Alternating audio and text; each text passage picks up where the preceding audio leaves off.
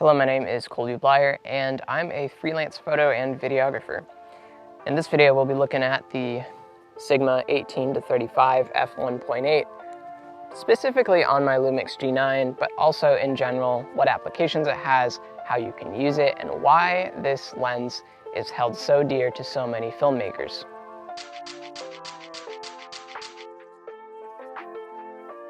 The first thing we're going to be looking at is the focal range.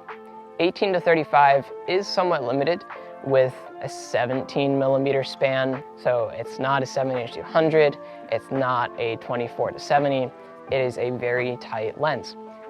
Why do people love it so much? Let me tell you. Having shot an independent documentary with it for my friend, or with my friend I should say, Jonathan Cabral. He's a musician who does gigs on the weekends, but is also a full-time student going for a degree in music. I've been able to capture wide shots of the venue he plays at and also shots at 35mm to isolate him from the background and get some really good looking talking headshots.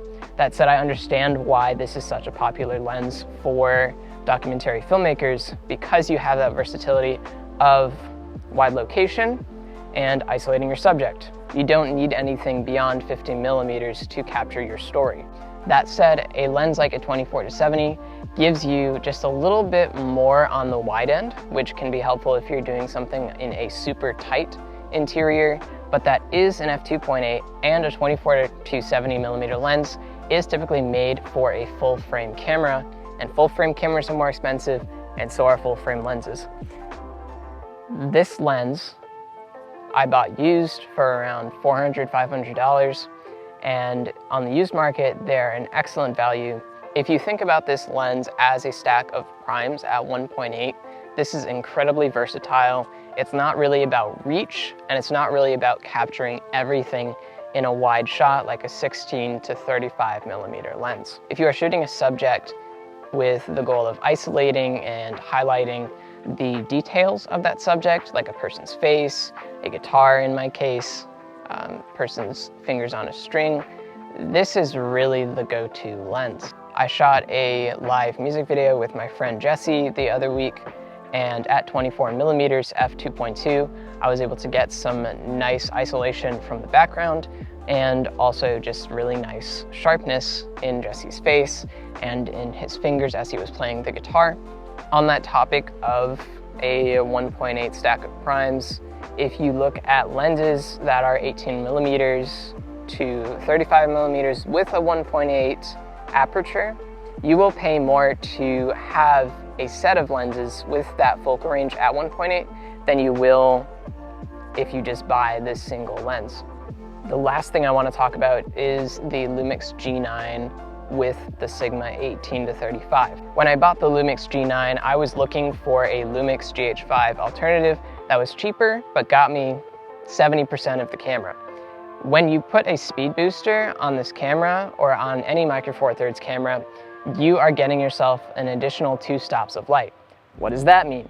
When I'm shooting on this camera with this lens at 1.8, the speed booster makes it 1.2.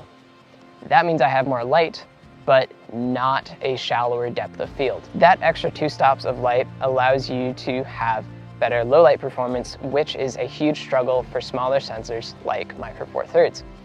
With the Sigma 18-35, you have a camera that can shoot 10-bit 422, 4K, and you are covering everything that you need for documentary style filmmaking. And Panasonic is known for its internal image stabilization. Even years after the Lumix GH5 was released, other camera brands are still catching up when it comes to handheld stabilization. You can see in the video that I shot with Jesse that is all handheld. I did have this handy camera cage on it with a microphone just for scratch audio. And what I did to stabilize was simply hold it down here and look at the screen, and I had the handle resting against my cheek so that I had 3 points of contact: lens, side, and face to top handle.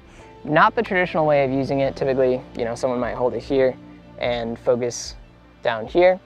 but it worked for me, and as you can see in that video, it turned out really, really great. Now, what are some cons of this lens? Let me tell you, it gets heavy. When I was shooting that video with Jesse, that heaviness was actually very helpful, but if I were to shoot an entire day with this lens, I know my back would be a little bit sore. That's why this handle's there, so that carrying it, I can keep it down by my side. I have another place to grab it if I need to rest, I don't know, my biceps, and I can switch to some shoulder and back support. The ideal setup would be a little bit lighter. And the other big issue with this lens is the autofocus. The autofocus motors, this looks really pretty right now. The autofocus motors are very loud, and using it on the G9, GH5 micro four thirds cameras, they have horrible autofocus, so that doesn't really matter. So long as you are behind the camera and you know how to pull focus, this lens is beautiful. If you are a vlogger, if you need to be quick, run and gun, set the camera down, do your shot, this is not the lens for you. If you want to use audio, that autofocus noise is going to be distracting, and so a wireless or a boom pole with a mic on it, separate external audio, etc., that will be necessary. Right now I'm using the wireless Go 1, very generously provided by my, he doesn't like it when I call him boss, co-worker at SeaMount Media, little plug. And I'm shooting on the Canon M50 with the 22mm f2 lens. So if you need something with autofocus, this specific setup is not great. It's actually terrible if you need autofocus.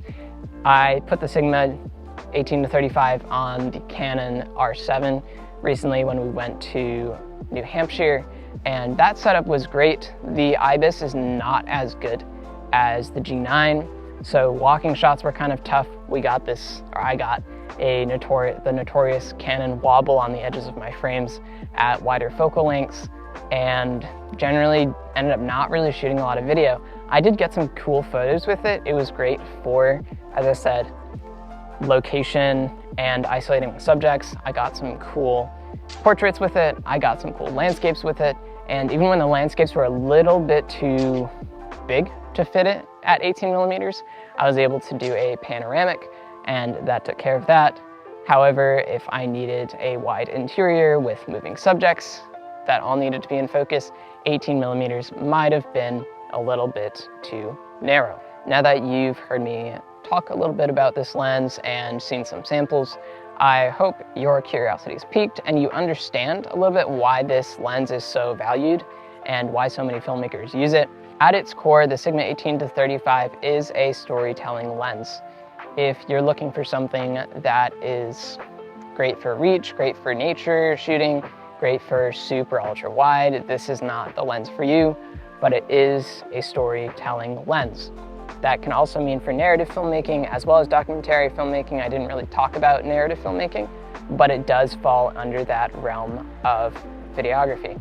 Final verdict, Sigma 18-35 is the king of storytelling, versatility, sharpness, and convenience at the cost of your back. But I think it's worth it. Let me know in the comments if you think so, whether you own it or the sample footage makes you a little excited, because I think this is probably one of the only lenses I might never sell, unless they come out with a Mark II, then it's all over.